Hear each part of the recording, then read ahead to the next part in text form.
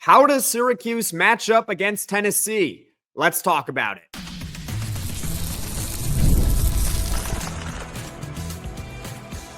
You are Locked On Syracuse, your daily podcast on the Syracuse Orange. Part of the Locked On Podcast Network, your team every day. Hello, everyone, and welcome into Locked On Syracuse. I'm Jackson Holzer. Thank you for making us your first listen of every single day here on the Locked On Podcast Network, your team every day.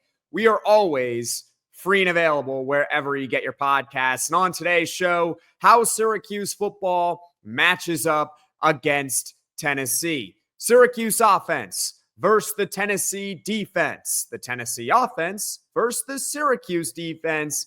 And of course, the key matchups for Syracuse to try and pull off this upset against Tennessee down in Atlanta, Georgia on Saturday, noon Eastern, to kick off the college football season. All that and more here on today's edition of Locked On Syracuse. We begin this show by acknowledging that neither coach, Fran Brown of Syracuse, Josh Heupel of Tennessee, released an official depth chart. So on today's show, we're going to be giving our best guess for the matchups that we're going to see on Saturday.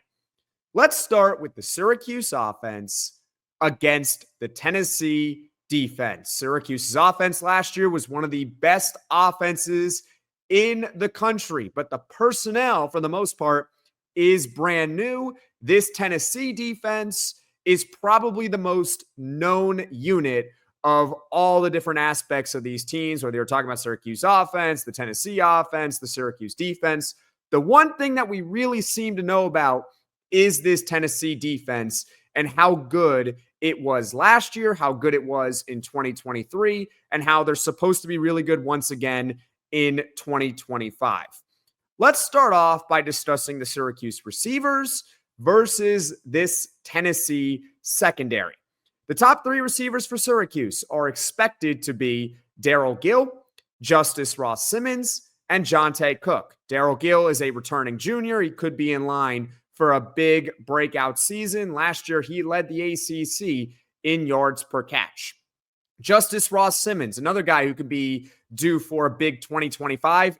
He had a lot of hype last year, but injuries derailed his 2024 season really before it even began. He was dealing with a hamstring injury towards the end of fall camp, bled into the regular season. By the time he really got healthy, plenty of players on the depth chart for Syracuse had already surpassed him. Now he's healthy, ready to go. We hope he has a big 2025. And then the X factor is Jonte Cook, a Texas and Washington transfer, a 2023 five-star recruit. He's expected to be in the slot, replacing Trevor Pena, who left in the offseason for Penn State in the portal.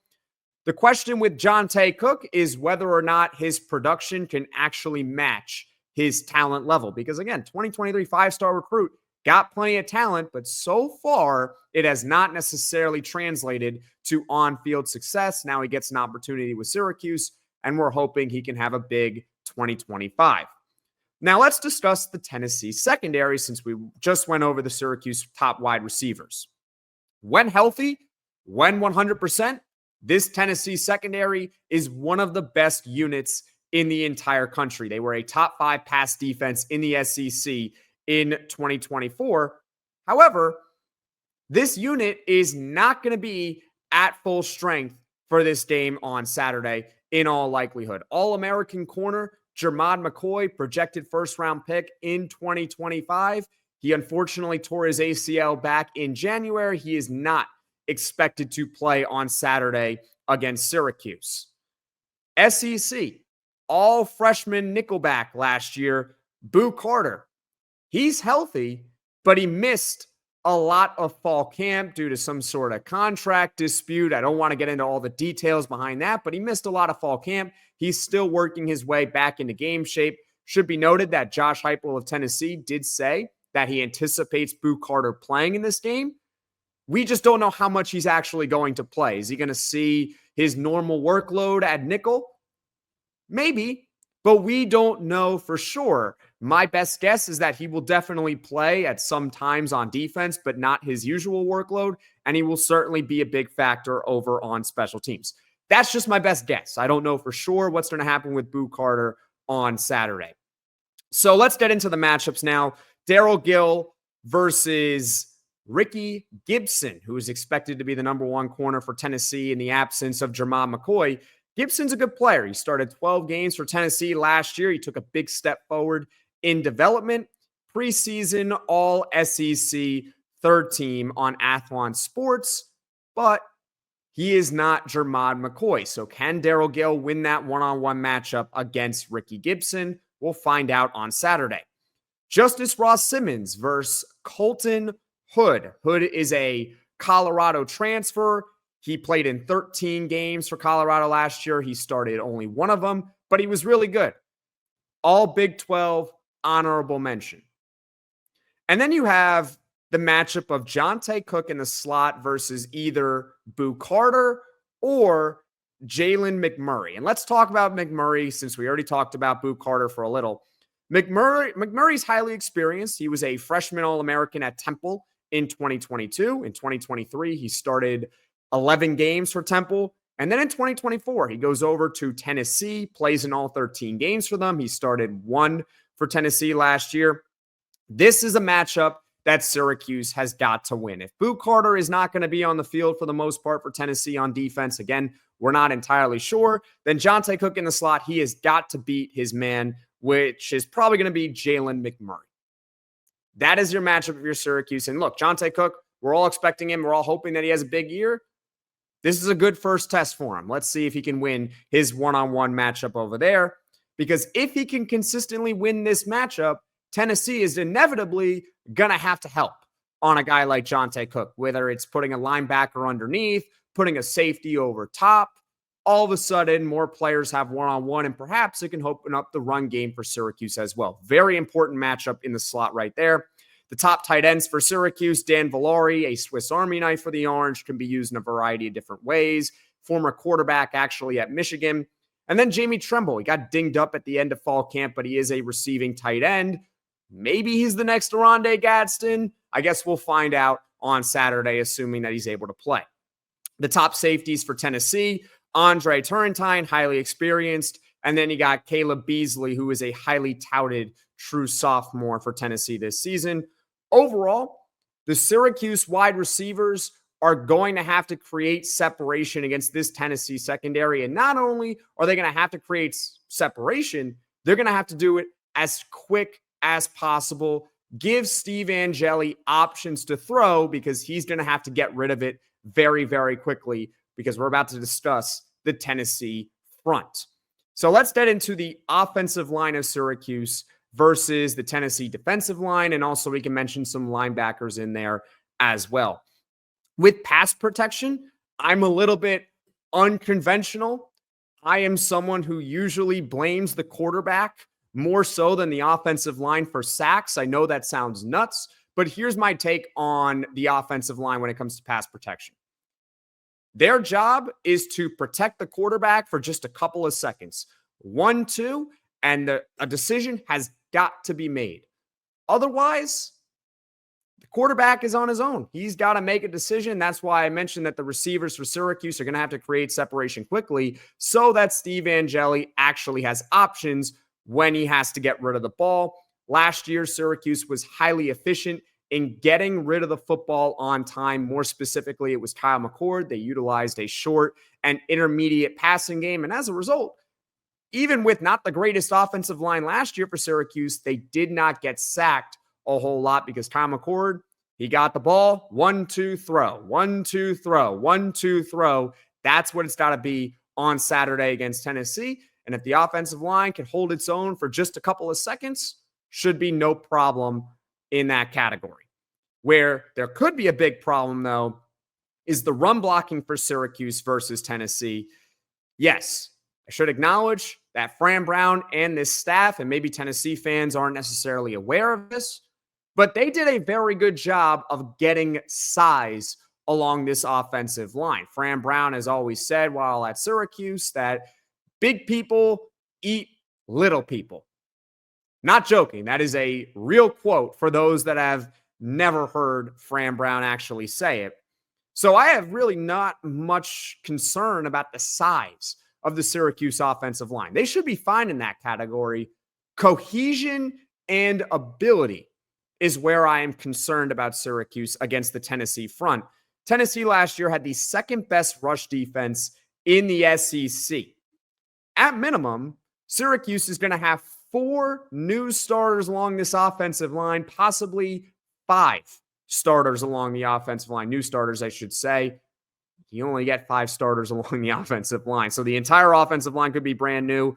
Yes, Tennessee, they did lose James Pierce. And I don't care what any Tennessee fan says, that is a massive loss. It is very, very difficult to be able to replicate a first-round pick, regardless of the position, regardless of the team. Go ask Georgia how they replaced Brock Bowers. The answer is you really just can't. I don't care what program you are. That is a big loss for Tennessee that they don't have James Pierce. But this is still a formidable unit up front for Tennessee.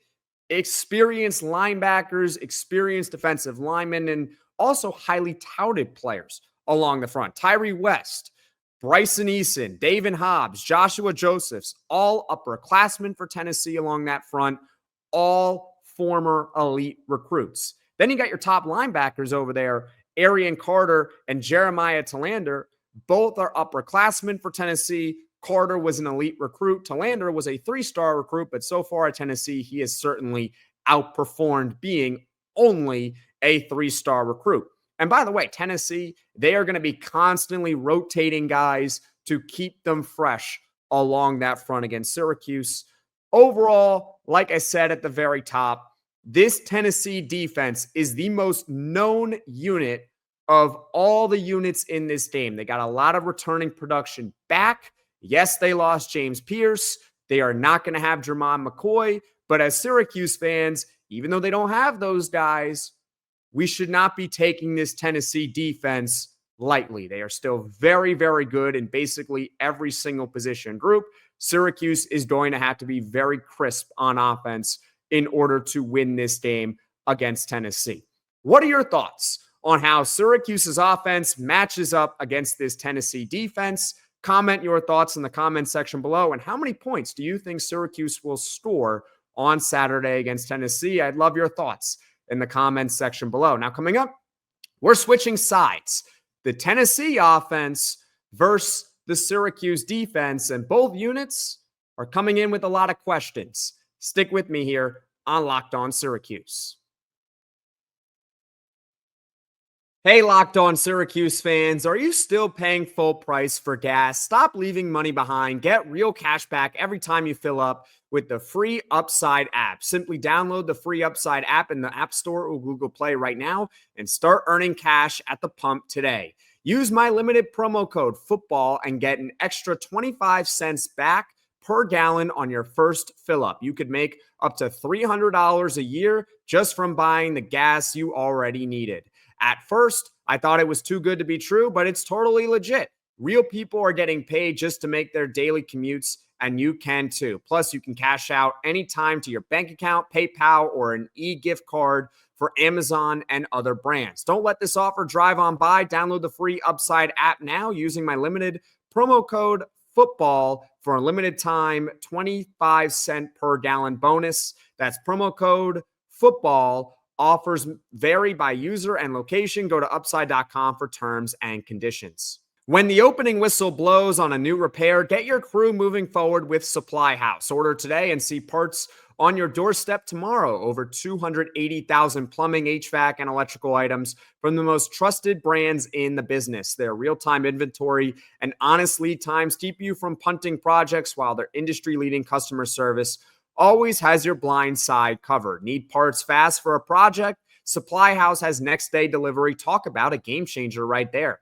Join the free Trade Master program today and score serious perks like priority shipping, lower prices, and a dedicated support line. Visit supplyhouse.com to sign up for free and use promo code SHCollege5 for 5% off your first order. That's supplyhouse.com.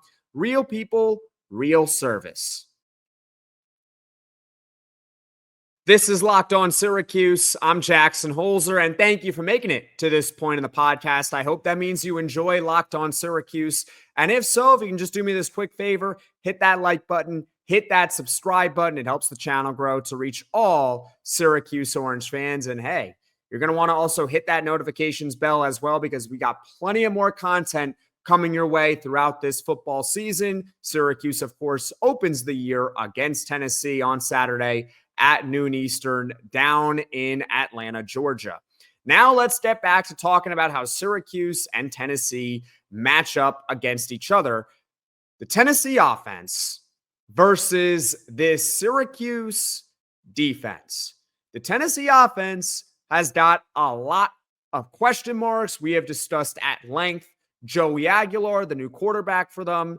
Lots of experience, pretty good player over at Appalachian State, but does have a little bit of a turnover problem. Maybe, just maybe, we'll see how Josh Heupel can perform his magic on Joey Aguilar, but still nonetheless a pretty solid quarterback over there. But a lot of the unit is inexperienced. And let's start off with this Syracuse secondary versus the Tennessee wide receivers. Syracuse football, look, at corner, we're going to discuss it in just a moment. Again, inexperienced, young, they got some talent, but you can say the same exact thing about these Tennessee wide receivers. And when you look at Tennessee from top to bottom, the receiver group is probably where they have the biggest question mark. They do not have a lot of receivers under scholarship for this game. That doesn't necessarily matter a whole lot because it's only week one, but that's definitely going to matter for Tennessee as you get later on in the season and injuries start occurring. If they start getting the injury bug over at wide receiver, that could literally derail their season because they do not have a lot of receivers under scholarship. And again, Tennessee also breaking in a new quarterback, experienced, but they're breaking in a new quarterback in Joey Aguilar, just like Syracuse, who transferred in the spring. The Syracuse secondary, point blank, they have got to hold their own in these one-on-one matchups. If they cannot cover these guys one-on-one, these guys start running wild and getting open before we really get into who is going to make up the secondary and who's going to make up the receivers. Tennessee is going to score 40 points. This game will not be close. Okay? All right, let's just acknowledge that. Syracuse secondary is super duper important for a possible upset here. Demetrius Samuel Jr. versus Mike Matthews. Samuel is the second youngest player in all of college football. He is just 17 years old, a consensus four-star recruit in the 2025 recruiting cycle. They actually flipped him from the SEC's Florida Gators. So Tennessee fans, you thought you wouldn't see Samuel when he flipped over from Florida. The problem is he flipped over to Syracuse, so now you're facing him in week one. Just thought I'd throw that out there because obviously Tennessee and Florida are big rivals. But nonetheless, four-star recruit, tremendous talent for Demetrius Samuel. He's going up against Mike Matthews, a true sophomore who played in 11 games for Tennessee last year. His stats don't jump off the page. He only had, I think, 7 catches for 90 yards. But Syracuse fans, we have to acknowledge if there was a player on the roster with his pedigree, we would be hyping him up like crazy for this season. Mike Matthews is a 5-star recruit in 2024 and a big breakout candidate for Tennessee this season. Let's just hope, Syracuse fans, that the breakout for Mike Matthews begins in week 2 and not in week 1. How about that? Can we compromise on all that? All right, Tennessee fans, with Mike Matthews, I know you guys are all excited about him. Let's just say Mike Matthews goes off in week 2 and for the rest of the season, but in week 1, he gets held in check by Syracuse. Let's just do that, all right? Then you got Chris Peel versus Chris Brazzell. Peel is a Georgia transfer from this offseason, I should say. A 2023 4-star recruit, actually recruited by Fran Brown while he was at Georgia as the defensive backs coach. He's getting his first real opportunity for significant playing time. And just because you don't get on the field over at Georgia does not mean that you are a scrub, that you can't play, that you can't potentially play against a team like Tennessee, but rather Georgia is just really freaking good. And sometimes even their backups are better than most starters in the Power Four. So Chris Peel getting an opportunity to start against Tennessee. And Chris Brazzell returns from last year. Stats don't jump off the page, but this is still a talented player. When he was at Tulane in 2023, he had over 700 yards. Now he's going to be asked to do a little bit more for Tennessee this season in the passing game. And then you got Davian Kerr versus Braylon Staley in the slot. Kerr returns for Syracuse as a true sophomore. He started the final 4 games for Syracuse last year, albeit as an outside corner. So Syracuse moving into nickelback this year. And Staley redshirted with Tennessee last season, but was a 4-star recruit for the Vols in 2024. The top safeties for Syracuse, Deuce Chestnut and Devin Grant. This is something as Syracuse fans we love. These are 2 experienced players and both highly productive players as well. 2 guys who, in my opinion, when the season is over, could very easily find themselves on one of the 3, and if you want to count honorable mention, I guess one of the 4 all ACC teams when the season ends. The top tight end for Tennessee projects to be Miles Kitzelman. Tennessee is, again, they're thin at wide receiver, so they're going to need Kitzelman to have more of a role in the passing game than last year. But I should acknowledge that he's really good. He is a very productive player for Tennessee, and I'm curious to see how they're going to use him against Syracuse in this season in general. He has a big year. He could very easily be an NFL player in 2026. Now let's get into the Syracuse defensive line versus the Tennessee offensive line and also some of their running backs as well. Pass protection, same thing as the last segment. Joey Aguilar, get rid of the ball on time. I said that about Steve Angeli. Get rid of the ball on time. 1-2 throw, 1-2 throw, 1-2 throw. This Tennessee offensive line, if I'm being honest, they should be able to give even more time for Joey Aguilar to make a decision. But regardless, quick decisions by a quarterback, receivers creating separation are just as, if not even more important than the offensive line being able to hold up in pass protection.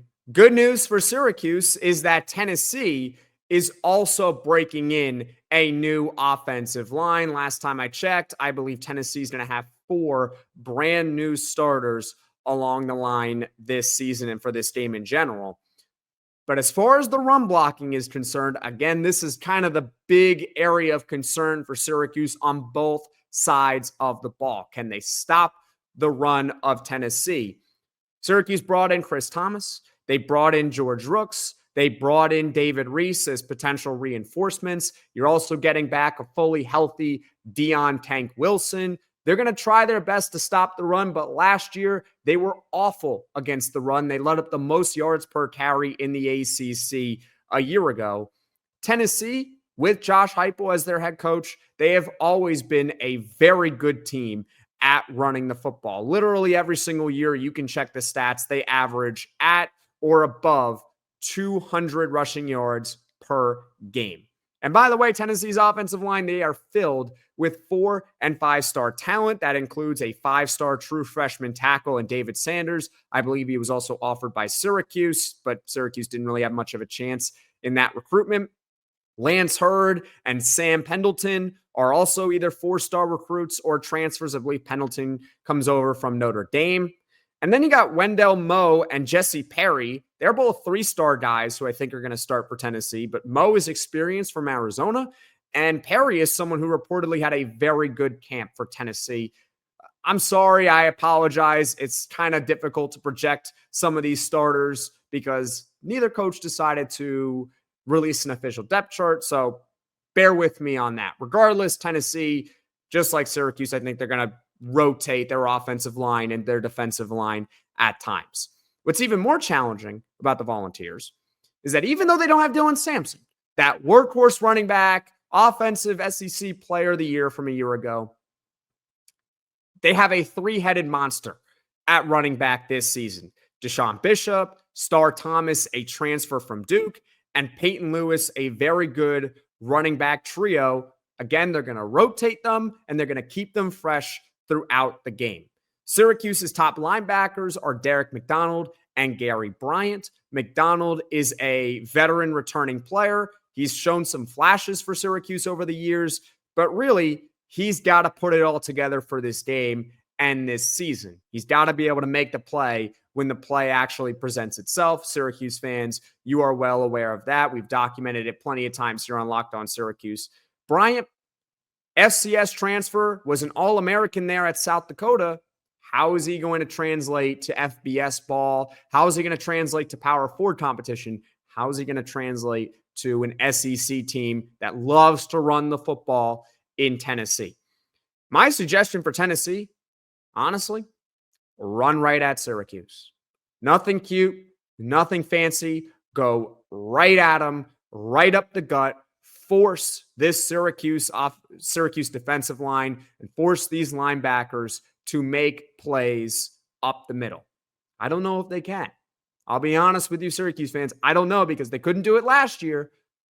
And Tennessee historically has been able to run the football really well with Josh Heupel. Nothing cute, nothing fancy for Tennessee. They should be okay on offense. Now, coming up, the matchup keys for Syracuse and how they can possibly pull off an upset against Tennessee. Stick with me here on Locked On Syracuse.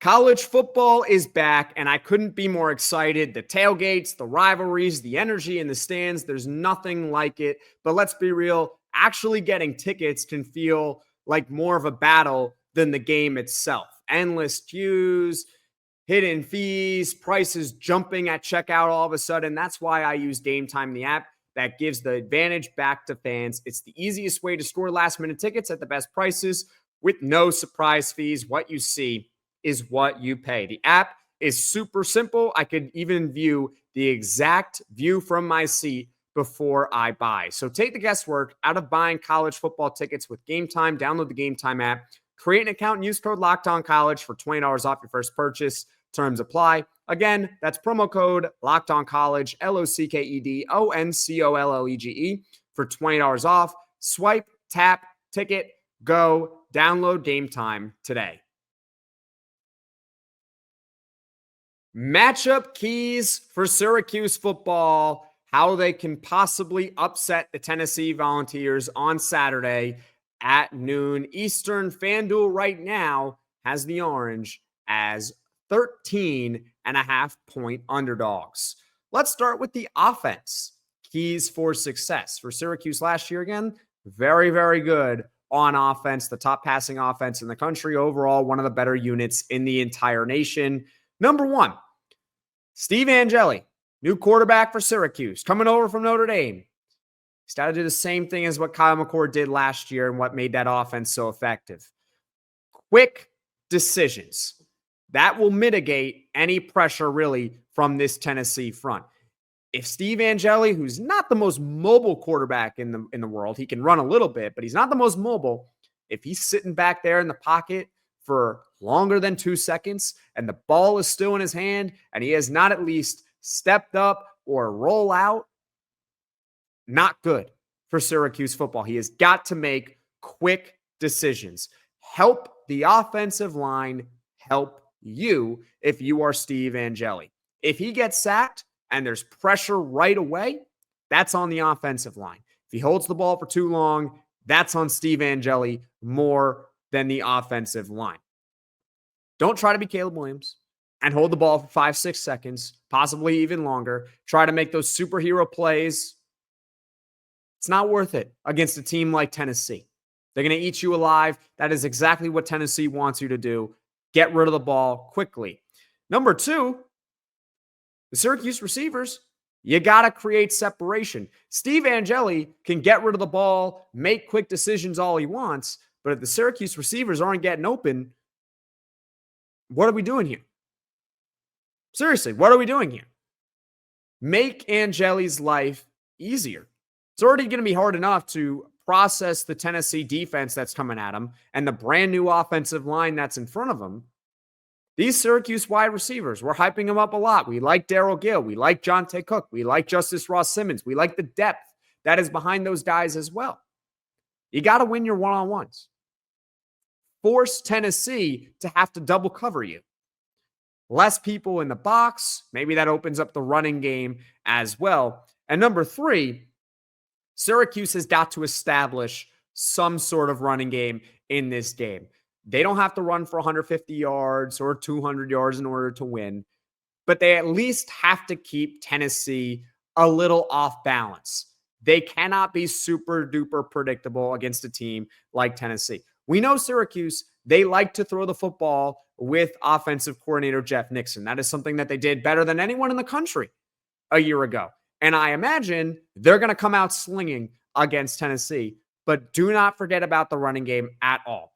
Even if it doesn't result in much, you kind of have to live with the fact that if you run the football against this Tennessee front, you could get a tackle for loss.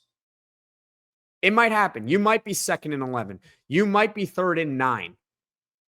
You have to live with it. Cannot be super duper predictable on offense. If you can kind of sucker this Tennessee front in on you, make the safeties come in, make the linebackers come in, then all of a sudden it opens up over the top. Darryl Gill led the ACC in yards per catch. You can find him open on some deep plays if you can establish that running game if you're Syracuse. As far as the defense, you got to get Tennessee behind the sticks. Have to get them behind the sticks. If they're constantly in favorable down and distance situations, that's not good for Syracuse football. They're going to be able to lean on their running game even more than they want to. Tennessee's already a team that's going to come out running the football. They're going to do that. That's what they have done every year under Josh Heupel. They love to run the football. It doesn't matter that they've had great quarterbacks come through there. You have to get Tennessee in non-favorable down and distance situations and force them to throw it. And part of this also falls on Tennessee as well. Avoiding penalties is huge for them. They cannot have false starts. They cannot have holding calls. If you're Syracuse, you have to do your best to actually try to force them to hold. Get some pressure on Joey Aguilar. Force them to hold you. Get them in less favorable down and distance situations. The more Syracuse can get Tennessee behind the sticks, the less Tennessee will be able to play to its true strength, which is running the ball. Number 2 is they got to win the outside matchups. If Joey Aguilar is dealing,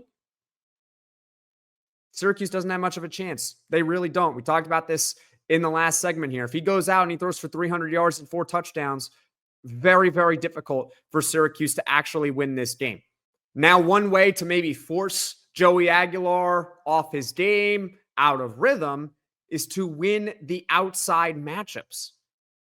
Inexperienced corners for Syracuse, but Tennessee's receivers are also inexperienced. I'm not saying you got to always win, but Syracuse's secondary has got to be able to hold up enough.